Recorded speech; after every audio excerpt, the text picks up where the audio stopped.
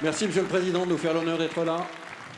À nouveau, fidèle au BIC 2022. Monsieur le Président, vous avez plusieurs milliers d'entrepreneurs devant vous aujourd'hui.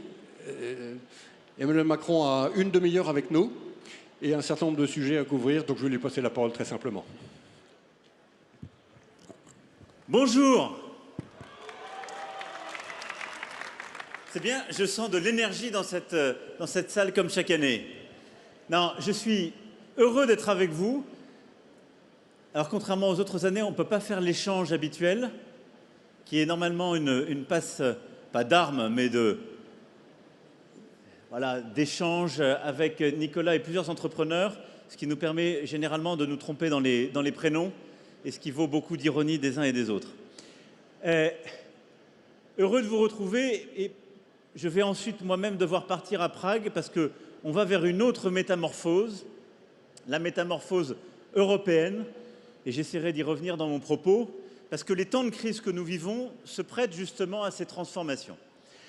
Alors en étant là d'abord devant vous aujourd'hui, c'était un message de soutien et de constance de soutien, y compris quand les temps sont difficiles et incertains. Et je le dis vraiment en remerciant avec l'ensemble des ministres qui sont là, la BPI, le Big Tour, le Big et tous les entrepreneurs partout en France qui se mobilisent tout le long de l'année pour faire tourner notre économie, créer de l'activité, inventer de nouvelles activités et soulever l'énergie entrepreneuriale du pays. Donc merci à toutes et tous et à ceux qui font vivre Big et le Big Tour. Bravo à eux. Merci à toi.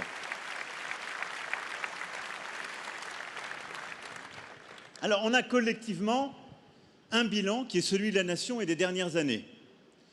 Et au moment où on se parle aujourd'hui, on est plus fort qu'à la première édition du Big. Parce qu'on a évidemment passé des textes, simplifié les choses, bougé, parce qu'il y a aussi eu une énergie collective et au fond, une révolution culturelle qui s'est faite dans le pays. Nous avons toujours été un pays d'entrepreneurs, d'innovateurs. C'est dans l'ADN de la France. Mais je dirais que ces dernières années, nous nous sommes collectivement révélés à nous-mêmes. Et ce qui fait que les résultats sont là, malgré la crise Covid, malgré tout ce qu'on a traversé. On a réussi à faire baisser le chômage. On a créé près d'1,5 million d'emplois nouveaux. Le chômage des jeunes n'a jamais été aussi faible depuis le début des années 80. On a réussi à relancer, plutôt à lancer pour la première fois vraiment l'apprentissage. On a mis fin à la destruction de l'emploi industriel dans notre pays, on en a recréé 50 000. On a réussi, à côté de ça, collectivement, à créer plus d'entreprises, ce qui est une formidable force. Il y a ce million d'entrepreneurs et d'entreprises créées chaque année, qui est la dynamique sur laquelle on est lancé. Ça fait 3 ans de suite que nous sommes le pays le plus attractif d'Europe, que nous sommes celui qui, à la fois, crée le plus de start-up et les développe le plus vite et le plus fort. Et on est passé de levée de fonds qui était de 2,5 milliards en 2017 à 11,5 milliards en 2021.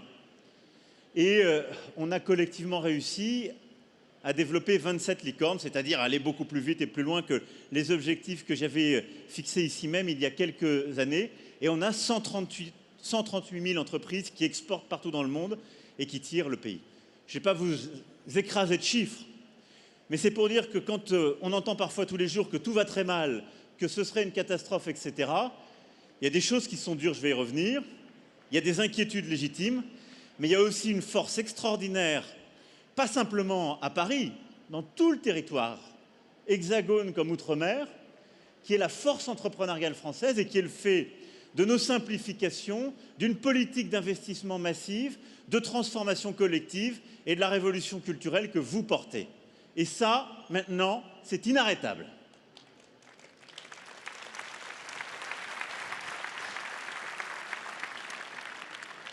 Donc on a des résultats, ils sont là, ils sont bons, on est plus fort. Il y a un problème de court terme, je ne vais pas tourner autour du pot, c'est l'énergie aujourd'hui. Donc autant l'aborder de manière directe. Ça pèse sur notre économie, ça pèse sur les ménages, ça pèse sur les entrepreneurs que vous êtes. Et des TPE aux grands groupes, c'est l'inquiétude du moment. Et c'est d'ailleurs une des choses qu'on va faire avancer en européen. Ce sujet, il a plusieurs composantes, je ne vais pas être trop compliqué, mais d'abord ça a commencé avant la guerre, si on est honnête avec nous-mêmes, parce qu'il y a eu une reprise très forte de l'activité mondiale, donc ça a créé de la tension sur plusieurs marchés. Ensuite, il y a la guerre en Ukraine, déclenchée par la Russie, qui a complètement déréglé le marché mondial du gaz et qui a aggravé le problème sur le pétrole. Et puis, on a un problème français qui vient s'ajouter à ça et qui tombe au mauvais moment, c'est qu'on produit moins d'électricité qu'on ne devrait en produire. Ça n'a rien à voir avec la guerre. C'est qu'on est dans un moment très difficile pour EDF, mais on fait le maximum. Et moi, j'ai confiance à la fois dans l'entreprise et tous ces salariés pour qu'on passe ce cap. Mais on a un moment difficile parce qu'on a vu des difficultés, des problèmes sur certains tubes. Et l'autorité de sûreté nucléaire les a soulignés. Donc, on a plus de centrales que prévu qui sont en maintenance. Tout ça crée au même moment un problème qui fait que le gaz coûte plus cher et l'électricité coûte plus cher parce qu'on n'en produit pas assez chez nous. Et il se trouve qu'on a une formule de prix européen qui fait que l'électricité qu'on paye est trop liée au gaz, alors même que nous, on a un modèle qui n'a rien à voir avec ça. To make a long story short, comme on dit en bon breton. Donc voilà la situation dans laquelle on est, ce qui fait qu'on a des prix qui s'envolent et beaucoup d'inquiétudes, évidemment chez nos compatriotes, et je le sais pour beaucoup d'entrepreneurs que vous êtes. Alors face à ça, on a un plan, un cap, et je vais essayer de vous donner des repères pour les prochaines semaines. On a un premier plan qui est la sobriété. Et je veux ici le rappeler parce que c'est aussi quelque chose qui est dans notre main. Ça ne dépend d'aucune règle européenne, d'aucune règle française. La Première ministre reviendra cet après-midi avec les ministres compétents sur ce sujet. Mais c'est ce que chacun, comme particulier, comme entreprise, on peut faire pour consommer un tout petit peu moins et pour, au fond, sauver de l'énergie. C'est comme ça qu'il faut le valoriser. Et l'énergie qu'on sauve, c'est la moins chère. Et ça ne veut pas dire produire moins. Je n'ai pas changé d'opinion là-dessus. Ça ne veut pas dire aller vers une économie de la décroissance. Pas du tout.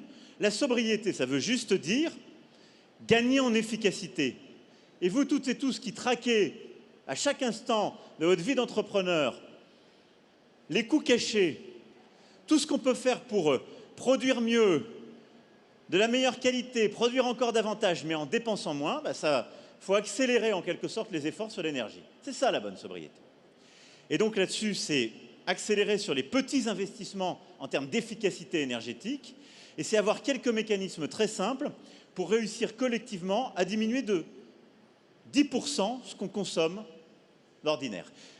Je vous le dis très simplement, si la nation tout entière arrive à tenir cet objectif qui est purement volontariste, il ne faut pas de décret, de loi, de choses compliquées. Si on se mobilise tous pour le tenir, dans les pires scénarios, on passe l'hiver. C'est ce qui fait qu'on est maître de notre destin. C'est-à-dire même s'il n'y a plus du tout de gaz qui arrive de Russie, ce qui est quand même le plus vraisemblable vu ce qui s'est passé ces derniers jours, si on a un hiver très rude, si on se met à la cape sur la plupart des sujets, on passe. Donc premier point, sobriété. Le deuxième, c'est le bouclier.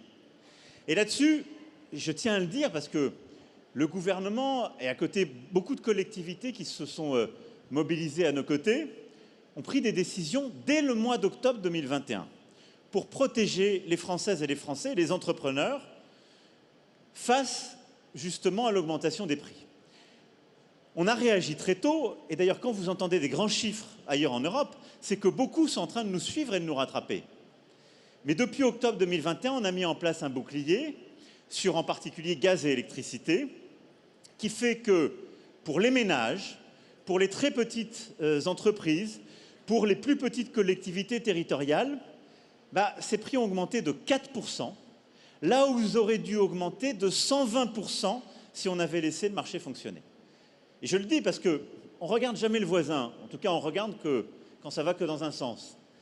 Mais aujourd'hui, si vous étiez allemand, belge ou autre, comme ménage, comme petite entreprise ou petite collectivité territoriale, vous auriez des augmentations 10, 15 fois supérieures de vos factures d'électricité et de gaz. C'est ça la réalité. Donc ce bouclier a été mis en place, on le tient, on a mis à côté de ça des PGE résilience et je ne vais pas détailler plus avant tout le programme, mais c'est ce qui fait qu'aujourd'hui, et tous les instituts le montrent, on a en moyenne 3 points d'inflation en moins que nos principaux voisins. Et on est le pays de la zone euro qui a l'inflation qui est la mieux tenue aujourd'hui, ce qui est une protection pour nous tous et nous toutes. En 2023, qu'est-ce qu'on va faire? Parce qu'il faut qu'il y ait un cap. On va d'abord continuer ces mécanismes. Et donc, les ministres l'ont dit, on va passer une augmentation qui sera limitée sur gaz et électricité, plus 15%, pour TPE, petites collectivités locales, ménages, avec là aussi des mécanismes de protection. On va protéger, comme ça a été annoncé, les très gros consommateurs d'énergie, avec des dispositifs qui sont mis en place. Et on est en train de les améliorer. Les ministres de l'économie, des finances et de l'énergie l'ont annoncé hier. C'est ce qu'on négocie en ce moment avec la Commission. Donc, ce que vous connaissez, je vois plusieurs présidentes et présidents de régions qui sont là dans vos régions, on va l'intensifier pour protéger justement vos entreprises qui ont le plus besoin d'énergie. On va l'adapter pour le simplifier ces mécanismes et pas attendre par exemple que certaines entreprises, je pense à des PME et ETI en particulier, où il y avait des critères, il fallait commencer à être à perte pour être aidé. On va le simplifier pour dire, dès que ça commence à trop peser sur vos marges, on a un mécanisme pour vous aider à payer l'énergie. Donc là, les ministres ont détaillé le projet, mais on va protéger nos producteurs pour la même logique que quand on a eu l'épidémie, la même logique que depuis le début, ne pas laisser de casse économique et industrielle se faire dans un moment de cycle très particulier, parce qu'on sait que la capacité qu'on détruit dans ces moments-là, on met beaucoup de temps à la rebâtir. Et donc, en 2023, on va poursuivre le bouclier pour les plus fragiles et pour les ménages, pour nos entreprises qui sont les plus fragiles. On va avoir des dispositifs d'accompagnement pour les entreprises qui sont les plus exposées. On est en train de les adapter. Et on va continuer aussi d'avoir un système français qui a sa force. Je ne veux pas être trop technique, mais il y a ce qu'on appelle l'Arenh, qui est l'énergie qu'on produit grâce au nucléaire avec des volumes qui sont sécurisés. Et là-dessus, dans les prochains jours, on donnera les volumes pour là aussi donner un cap et permettre de tenir les prix. À côté de ça, donc ça, c'est les mécanismes de protection et de bouclier. Pour protéger, on va aussi mettre plus de pression sur les fournisseurs. Et c'est ce que les ministres ont fait hier en imposant à ces derniers de signer une charte. Je le sais, pour beaucoup d'entre vous, il y a encore beaucoup d'angoisse parce qu'il y a des fournisseurs d'énergie qui arrivaient avec des factures qui étaient parfois multipliées par 5, par 8, par 10. Je l'ai dit, je vais vous expliquer dans un moment pourquoi. Ne signez pas de toute façon aujourd'hui ces factures qu'on vous propose. Ce n'est pas le bon moment. Ça va être le bon moment dans quelques semaines et je vais vous expliquer pourquoi. Mais indépendamment de ça, depuis hier, on a mis en place un mécanisme qui va vous permettre au moins 2 choses. La première, on impose à ces fournisseurs de signer une charte de bon comportement. C'est-à-dire qu'on a traqué ceux qui venaient matraquer, si je puis dire, les entrepreneurs et qui, en quelque sorte, profitant de l'angoisse, leur disaient « Vous n'aurez plus d'électricité dans quelques mois, donc signez ça, c'est 5 fois plus cher, mais moi je vous la garantis. » Stop, charte de bonne conduite, ça c'est pas des bonnes conduites. Et à côté de ça, chaque semaine, il y aura un mécanisme de transparence sur la réalité des bons contrats pour qu'il y ait de la pression de marché, de la transparence de marché, ce qu'il n'y avait pas. Mais surtout, le mois d'octobre va être mis à profit pour qu'au-delà du bouclier, on fasse baisser les prix. Et donc c'est pour ça que je vous dis, attendez la fin du mois d'octobre pour signer vos contrats d'électricité et de gaz. Parce que les choses sont en train de changer et on va les bouger. Et c'est le 3e pilier, c'est l'action que nous menons en Européens pour agir sur les prix. Alors, je sais que maintenant vous êtes tous devenus des experts de l'énergie, mais je ne veux pas vous assommer avec beaucoup de technicité, mais je vais essayer de vous expliquer ce qu'on fait. On a un premier combat qui est de baisser le prix du gaz. Ça, on va le faire comment?